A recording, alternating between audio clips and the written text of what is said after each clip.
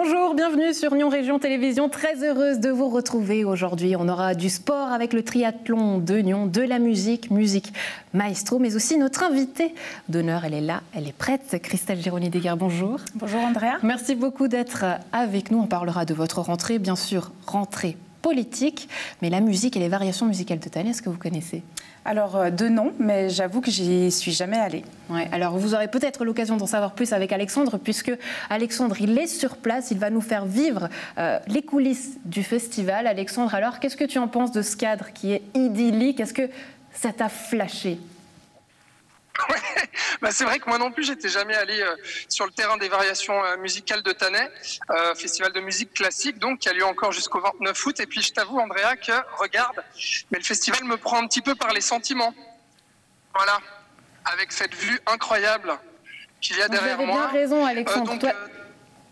Ouais, j'avais raison. Toi, tu es un grand romantique. La vue, ça a coupé le souffle. Mais par contre, je vois des barrières. Tu nous en parleras d'ici quelques instants. Donc, je vois qu'il y a un peu des mesures qui s'installent. Tu vas nous faire vivre un peu et nous expliquer tout ça avec ton iPhone.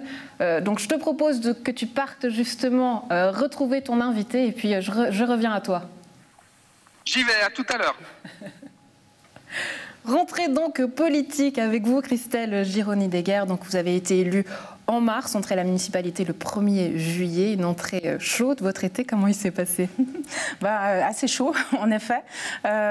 Donc tout se passe très bien. Donc j'ai été particulièrement bien accueillie par mes collègues de la municipalité, par le personnel de l'administration communale. Donc en effet, on est parti sur les chapeaux de roue à partir du 1er juillet. Alors le prochain conseil, il aura lieu la semaine prochaine. Il y aura aussi une séance de presse. Tout ça, ça se prépare. Mais dans le fond, comment est-ce qu'on devient municipal ? Ou plutôt, quels sont les outils que vous avez à votre disposition pour vous préparer ? Parce que c'est vrai que voilà, vous étiez au conseil depuis 2012. La politique, vous connaissez. Mais bon, cette fonction de municipale, elle est quand même nouvelle pour vous. Alors complètement. C'est vrai que là, je découvre un nouveau métier, pour être tout à fait honnête.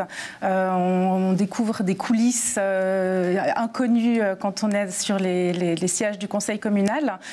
Différents mécanismes et donc en fait c'est passionnant. Les outils, on n'en a pas tant que ça, si ce n'est qu'on a quand même un support très fort de la part de l'administration, de notre secrétaire municipal, des collègues municipaux, et puis il y a des cours également qui existent, auxquels on peut s'inscrire, qui ne sont pas obligatoires, qui sont apparemment pris d'assaut, et j'ai eu la chance d'avoir une dernière place sur un cours qui s'appelle Pilotage communal, qui m'a permis justement d'avoir quelques informations sur les politiques publiques, sur les finances communales. Puis c'est aussi une manière de rencontrer d'autres personnes qui sont dans la même situation, c'est-à-dire nouveaux dans des exécutifs. Mais ça veut dire quoi que cette fonction municipale, finalement, c'était un retour peut-être à l'école, il fallait suivre des cours à distance. Comment ça s'est passé aujourd'hui ? Vous avez une Bible comme ça qui est à côté de votre livre de chevet ? Non. On a la loi sur les communes qui peut nous diriger un petit peu, nous donner quelques informations qu'on doit suivre évidemment.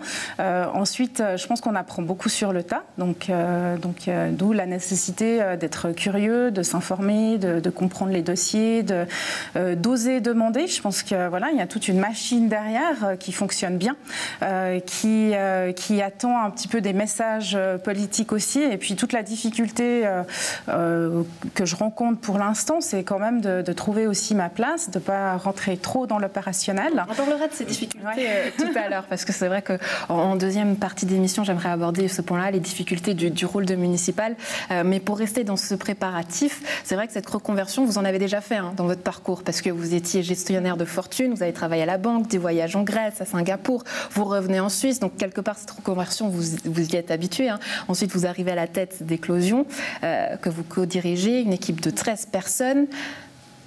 Vous savez le faire, on sait, a priori, se reconvertir. Mais qu'est-ce qu'il y a de différent quand on est municipal ? Il y a quand même une certaine pression, mais on travaille là pour la population. C'est entre guillemets la clientèle de la commune. Donc on doit faire en sorte que tout se passe bien, de leur apporter des prestations de qualité, de leur donner, leur montrer une certaine vision qu'on a de notre territoire. Et forcément, ça passe par du temps de travail en moins. De 80%, vous passez à 50%. Oui.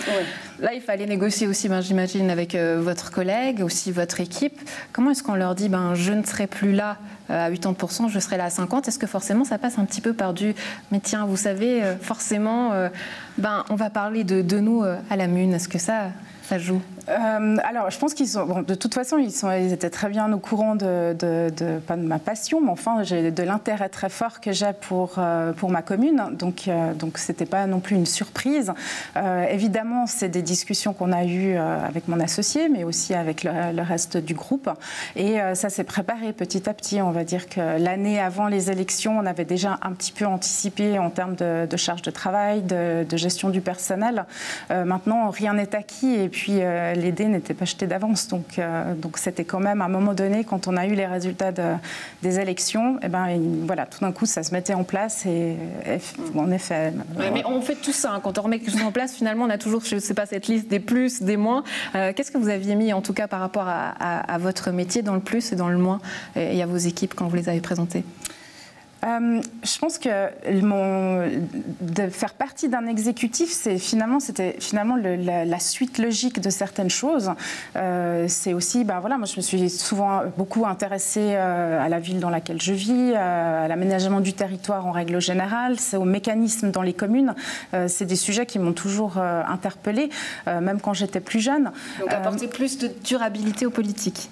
Aussi, mais ça c'est venu petit à petit, de comprendre un petit peu les tenants et les aboutissants, de comprendre quelles étaient aujourd'hui les pressions, les besoins, voilà, d'adapter la commune au changement climatique par exemple.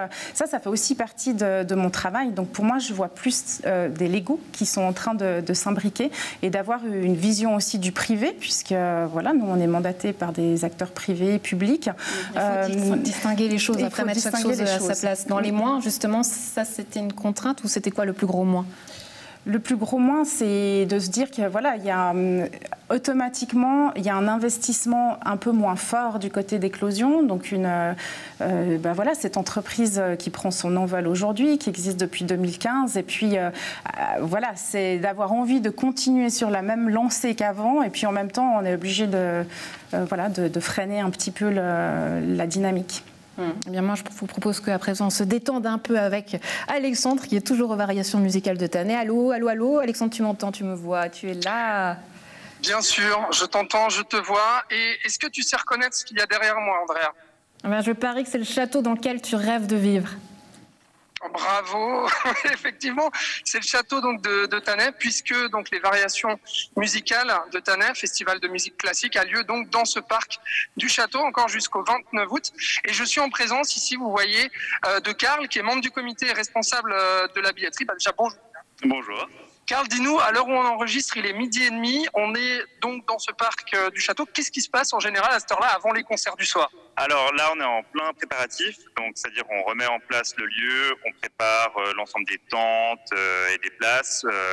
Et au loin, on entend Alexandre Tarot, donc notre soliste de ce soir, qui répète au piano, exactement.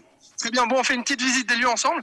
Donc du coup, on voit derrière nous, eh bien là, c'est l'entrée que tu vois, Andrea, derrière nous, avec la tente de billetterie. Et puis, eh bien là, on va passer à ce parc ici, Karl, avec une vue incroyable. Mais donc cette année, on voit des barrières puisque donc mesure Covid, il faut délimiter l'enceinte, on va dire, du festival. Dis-nous un petit peu peut-être quelles ont été les particularités de cette édition. Donc en 2020, le festival n'a pas pu avoir lieu. Cette année, il peut enfin avoir lieu, mais grâce au pass sanitaire. Absolument. Donc Covid oblige, donc on est obligé de demander aux gens de venir avec un certificat de vaccination ou un test récent négatif. Et malheureusement, on doit mettre cette enceinte autour du lieu. Mais sans ces mesures-là, on pourrait simplement, le festival n'aurait tout simplement pas lieu. Et dans une majeure partie, donc le public, il a été, donc tout à fait, il a joué le jeu.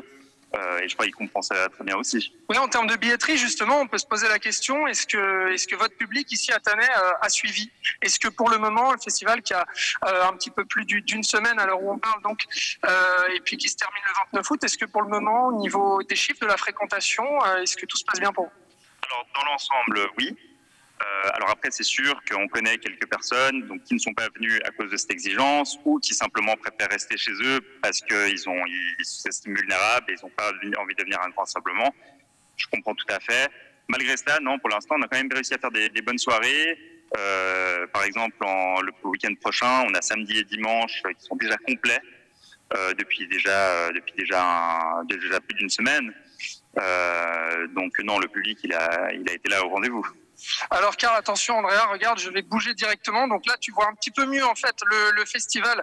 Donc derrière nous, des tentes pour se restaurer tout simplement avec des tables, des chaises. Et puis juste ici, Karl, emmène-nous.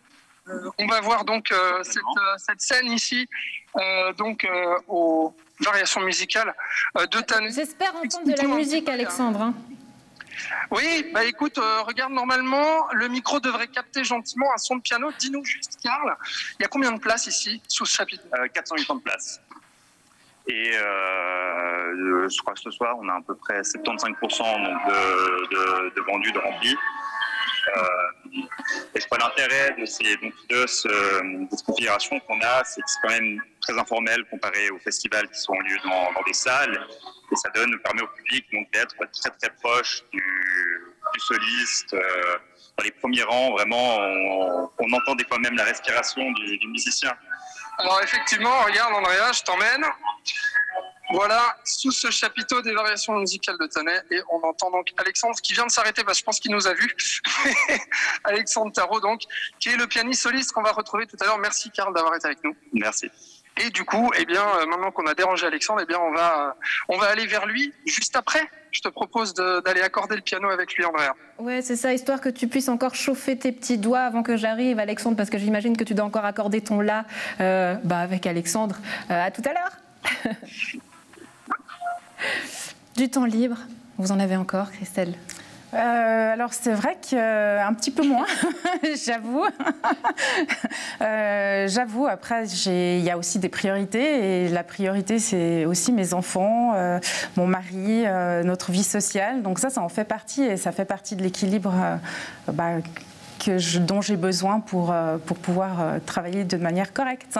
C'est vrai que ça fait partie de la difficulté d'être un municipal, c'est finalement l'emploi du temps, comment est-ce qu'on met chaque chose à sa place. Vous parliez tout à l'heure du Lego. J'imagine qu'il y a eu des discussions à la maison. Comment on gère ces priorités-là quand on est maman, municipale, quand on a un travail? Comment vous avez imbriqué tout ça? Je pense que là aussi, comme au travail, mon mari a aussi compris que c'était quelque chose qui me plaisait et dans lequel j'avais plaisir à évoluer. Donc j'ai toujours été soutenue à ce niveau-là. Et puis voilà, maintenant c'est devenu plus du bénévolat entre guillemets, mais un vrai travail. Donc je pense que c'est une évolution qui fait aussi plaisir à mon mari. Et puis je pense que tant qu'on est bien avec ce qu'on fait, automatiquement l'entourage le ressent et du coup la dynamique et l'ambiance est positive.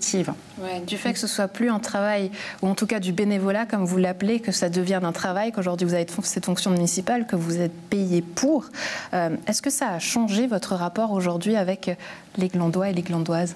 Alors ça, c'est un point auquel je pourrais répondre dans quelques mois, mais je remarque depuis un mois et demi, alors voilà, il y avait la pause estivale, il y aura différents événements qui vont avoir lieu prochainement, mais ça c'est quelque chose que j'ai envie de garder dans ma tête, c'est de véritablement garder le contact avec la population, être à l'écoute. Ça, je l'ai souvent dit et redit pendant la campagne électorale, c'est comprendre les besoins du terrain. Alors évidemment, on ne peut pas toujours dire oui à tout.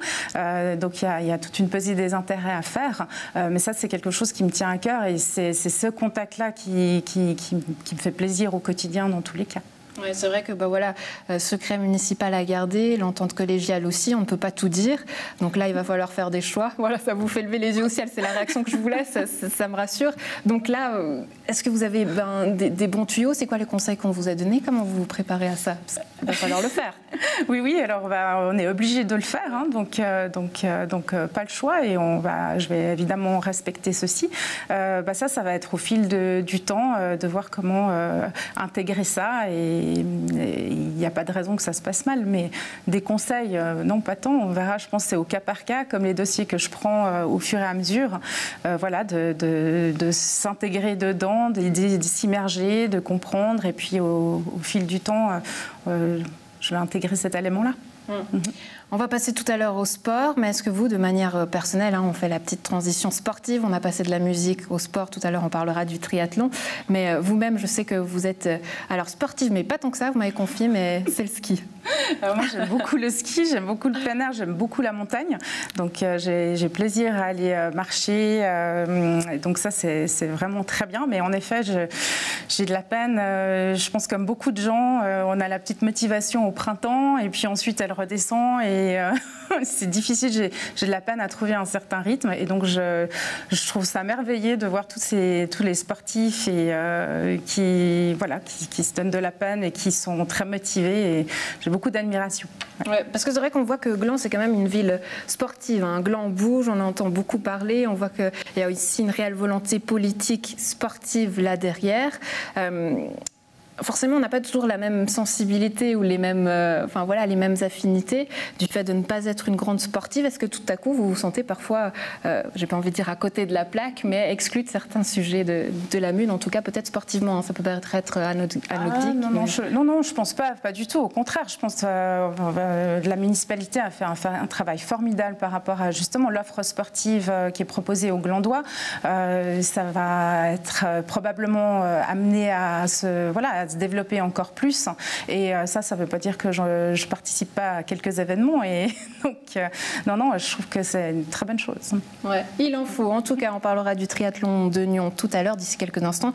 Mais Alexandre, est-ce que tu as pu chauffer tes petits doigts sur le piano? Est-ce que tu as le droit de le toucher? Alors écoute, là je parle un petit peu doucement Andrea parce que je suis en train d'écouter Alexandre Tarot qui est donc un grand pianiste soliste qui joue ce soir à 20h aux variations musicales de Tannay. Je suis donc sous le chapiteau en primaire, j'assiste aux répétitions, on va juste essayer de le déranger, il m'a dit que normalement il n'y avait pas de souci. Alors, on va juste aller voir et puis... Oui, parce que Alexandre est sur place avec son téléphone. Je vois Serge Schmitt, qui est le président du festival. Bonjour. Bonjour. Comment ça se passe les variations musicales de Tannay jusqu'à maintenant? C'est formidable. Ça a été 4 belles soirées, superbes avec un public enthousiaste. Et un petit mot sur Alexandre Tarot qui joue. C'est un merveilleux pianiste d'une grande sensibilité et qui a vraiment épousé l'esprit de toutes les œuvres qu'il nous présentera ce soir. Magnifique. Et on va aller le déranger parce qu'il vient de s'arrêter de jouer. Je pense que c'est pour nous, Andrea. Voilà, alors je me tourne. Voilà, on voit Alexandre ici. Bonjour Alexandre, je monte sur la scène. Voilà, on me permet quand même de monter sur la scène des variations musicales de Tannay. Bonjour Alexandre. Bonjour. Alexandre, vous jouez à 20h, mais à l'heure où on enregistre, il est à peu près 12h40. Vous êtes déjà là, vous êtes au piano. Ça fait à peu près 45 minutes, si ce n'est plus, que vous jouez au piano. Que vous vous répétez combien de temps avant un concert? C'est un rituel que j'ai, suivant les lieux, c'est parfois compliqué, surtout en été, dans les concerts en plein air, par exemple, où le piano ne peut pas rester au soleil le matin. Mais en général, je travaille de 11h à 13h, une sorte de rituel comme ça, très précis, qui permet de découvrir la grosse bête, qui est le piano de concert, l'apprivoiser, savoir ce qui sort de beau d'elle, ce qu'on peut faire ensemble. C'est comme 2 acteurs qui se retrouvent l'après-midi d'une pièce de théâtre et il faut que ça marche. Mais parce que vous ne pouvez pas voyager avec votre piano. Donc du coup, il faut qu'il y ait un piano qui soit prêté par le festival et il faut ensuite le tester avant. Certains pianistes dans le passé ont voyagé avec leur propre piano, Horowitz par exemple. Mais c'est vrai que c'est compliqué. C'est très compliqué et je trouve ça intéressant d'aller vers quelqu'un de nouveau à chaque fois. D'aller chercher un être inconnu, parce que pour moi les pianos sont vraiment des êtres vivants et il faut aller les chercher, les comprendre. C'est à chaque fois une leçon. On reçoit beaucoup d'un piano. Peut-être que le public a l'impression que le pianiste arrive et fait ce qu'il veut avec un piano. Non, on est à 2 sur scène. Dans un récital de piano, il y a deux personnes, si je peux le dire ainsi. Et au moment des répétitions, vous êtes également 2, puisque derrière moi, il y a Pierre. Je vous invite à nous rejoindre. Venez seulement sur la scène, qui est donc l'accordeur du piano. Pierre, bonjour. Regardez, on vous voit ici. Voilà, oui, bonjour. Pierre, donc du coup, vous êtes l'accordeur de ce piano. Comment ça se passe? Comment on accorde un piano? Et puis, combien de temps à l'avance vous devez venir ici pour faire les réglages avant le concert? Bon, ça dépend un petit peu des contextes. Comme Alexandre a dit, ici, on est en plein air, presque. Alors, le piano peut bouger beaucoup suivant les changements d'hygrométrie et de température. Donc, il faut être là, disponible tout le temps. oh là là, on parle avec l'artiste quand ça l'arrange, quand il veut travailler, et quand nous, on peut intervenir.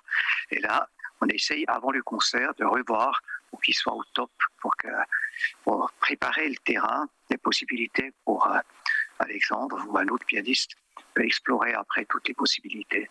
Alexandre, quelles sont les directives que vous avez données à Pierre? Est-ce qu'il y a une communication spéciale entre vous deux? Est-ce que vous devez trouver un terrain d'entente? Comment ça se passe en fait? Je pense que c'est le piano qui trouve un terrain d'entente. Mais oui, on peut discuter. Bon, le piano est très beau là, mais c'est vrai que parfois, ce n'est pas le cas. Et puis, quand un accordeur est grand, comme c'est le cas aujourd'hui, il peut faire des merveilles. Quand un accordeur est mauvais, ça sert à rien de discuter parce qu'il ne peut pas. Un peu comme un docteur, un accordeur. Là, vous êtes en train de dire qu'on a de la chance avec Pierre, c'est ça? Voilà. Et puis, oui, vous savez, le piano, la mécanique, c'est comme, je dis c'est un docteur, mais c'est vrai que c'est comme un corps humain. Il faut savoir bien s'occuper, il faut trouver le bon diagnostic, savoir, et puis ensuite accorder. Un accordeur accorde des pianos, mais il accorde aussi les gens entre eux. L'acoustique, le public, le pianiste avec le piano, il le met parfois en confiance. Il lui dit non, ne t'inquiète pas, tu as l'impression que ça se passe pas bien, mais ce soir, je connais bien cette salle, ça va se passer comme ça, comme ça. Donc un accordeur, c'est aussi, je pense que vous êtes d'accord, c'est quelqu'un qui est là aussi pour mettre les gens ensemble et faire recoudre un petit peu ce qui paraît décousu le matin du concert. Mais donc là, c'est fait, Pierre. Le piano est accordé, c'est ça. Et puis vous regardez quand même les répétitions d'Alexandre si jamais il y a un problème. Je trouve toujours très intéressant de voir répéter. Ah, et on t'a coupé le là, Alexandre, en plateau, on ne t'attend plus, mais j'avais même un petit défi à te faire, je te le donnerai plus tard si je l'ai, mais comme ça, à l'arrêt, on garde un peu de mystère et de suspense pour plus tard, on continue la musique en plateau, mais surtout le sport.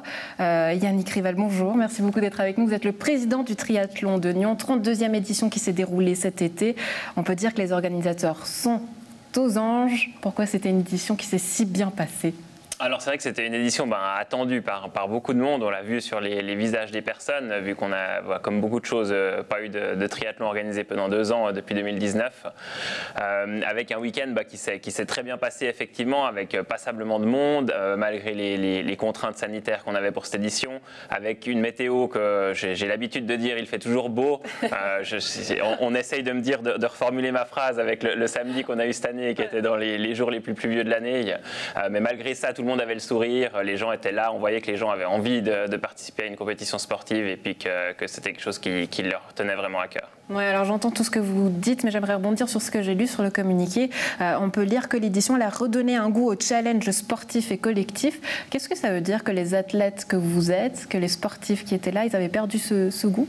Non, mais c'est vrai que beaucoup de gens ont besoin de compétition aussi pour s'entraîner, d'avoir un challenge, un objectif, que ce soit à haut niveau ou pas, que ce soit aussi un terme populaire comme challenge. Et puis d'avoir des échéances, ça aide quand même à pratiquer, ou ça donne un but à ce qu'on fait tout le temps. Et puis ça motive des gens à le faire. C'est vrai que beaucoup de gens attendaient. En Suisse, on n'a presque pas eu de triathlon depuis 2 ans. Donc les gens attendaient vraiment ça pour pouvoir revenir repartager ses émotions. Ouais. Christelle Giron-Ediger, vu que vous êtes un peu au front de tout ça, vous entendez aussi les citoyens, on l'a ressenti du fait de la population qui n'avait plus accès voilà, finalement à tout ce qu'on aime, vivre, la culture, le sport. Forcément, au bout d'un moment, c'est un petit peu bouchonné aussi. On a demandé aux autorités de prendre des décisions. Comment vous l'avez vécu, ça ? Ouais, alors vous étiez de l'autre côté de la barrière à ce moment-là, mais un peu entre deux quand même déjà, voilà. Non, peut-être pour vous donner un exemple, je pense, je rejoins ce qui a été dit dans le sens où, alors en tant qu'ancienne coprésidente du GDG, pendant la campagne électorale, j'ai eu passablement de coups de fil de personnes, de Glandois et de Glandoises, qui ne pouvaient plus participer à des compétitions ou à des événements dans des associations, ou être actifs et donner un petit peu de leur temps aussi pour la collectivité. Puis ils se sont retournés vers des partis politiques parce que finalement on était les seuls à pouvoir se rencontrer pour faire continuer, pour que la machine puisse continuer à fonctionner. Et donc du coup on a eu quelques personnes qui ont notamment été élues au conseil communal pour cette nouvelle législature qui cherchaient à être en contact avec des gens et à être actifs. Ouais. Yannick Rivel, on sait que Colovray à Nyon, c'est un dossier que la municipalité et les municipalités ont souhaité faire avancer et aujourd'hui le souhaitent encore. Est-ce que ça, quelque part, ça vous a aidé ? Je pense pas que ça a aidé particulièrement sur l'événement. C'est vrai qu'on utilise un site qui est très large, hein, entre le centre sportif, la piscine, les zones autre temps, sans compter tout le parcours vélo qui passe dans plusieurs communes, où effectivement tout se passe bien de manière générale. Donc on n'a pas forcément quelque chose qui a aidé en tant que tel lié à ça. Ouais, bon, ça c'est pour Nyon, vous l'aurez compris, on passe de Nyon à Gland et puis des variations musicales de Tannay à Tannay. Et puis pour faire le lien un petit peu aussi entre tout ça, on a entendu tout à l'heure, on a dit un terrain ça se prépare. Là à Tannay, l'accordeur vient pour préparer l'instrument du musicien qui jouera le soir. Est-ce qu'au triathlon de Nyon c'est un peu pareil finalement? Je ne sais pas, est-ce qu'il y a des outils sportifs qu'on prépare avant que les athlètes arrivent? Comment ça se passe? Comment ça s'est passé en tout cas pour cette édition Covid compatible? Alors il y a beaucoup de choses effectivement qui se mettent en place. Le montage il a commencé environ une semaine avant, un peu plus même, avec différentes choses mises en place. La particularité qu'on peut avoir peut-être en termes d'événements de tout type au final, c'est qu'on est organisé à 100% par des bénévoles, on est tous bénévoles, et puis c'est vrai que c'est ce qui fait notre force, mais qui fait que on répartit aussi le montage sur une bonne période. On a besoin vraiment d'aide tout le temps pour tout ce qui est mis en place, que ce soit chronométrage, que ce soit infrastructure liée aux partenaires, aux sponsors, ou bien tout simplement liée aux différents flux. Un triathlon est assez complexe au final entre les différents sports, entre une zone de transition qui est assez longue entre le lac, le centre sportif de Collovray, qui implique pas mal de choses à mettre en place. Ouais, est-ce qu'aujourd'hui ces contraintes, elles ont une incidence notamment financière sur votre structure? Est-ce que ça, il va falloir réajuster dans les budgets? Alors c'est clairement une édition qui va être déficitaire, on le savait dès le début. Notre but a toujours été, dès l'annulation de l'année passée, au final de faire une édition cette année compatible aux mesures en vigueur au moment où on l'organisait. On avait analysé différents scénarios il y a à peu près une année déjà sur les possibilités qu'on a. On est assez vite parti sur un scénario qu'on a appliqué, c'est-à-dire répartir davantage les courses sur 2 jours. Et puis au final, suite aux dernières mesures, d'être une manifestation sous certificat Covid, qui a fait qu'on a pu accueillir vraiment tout le monde qui voulait participer, et puis qui fait par contre effectivement qui implique des frais supplémentaires. On le savait, c'est le point, on va dire, négatif de l'édition, le seul. Mais ma foi, c'est le jeu. Notre but et réussite au final était dans le sourire des participants, des bénévoles.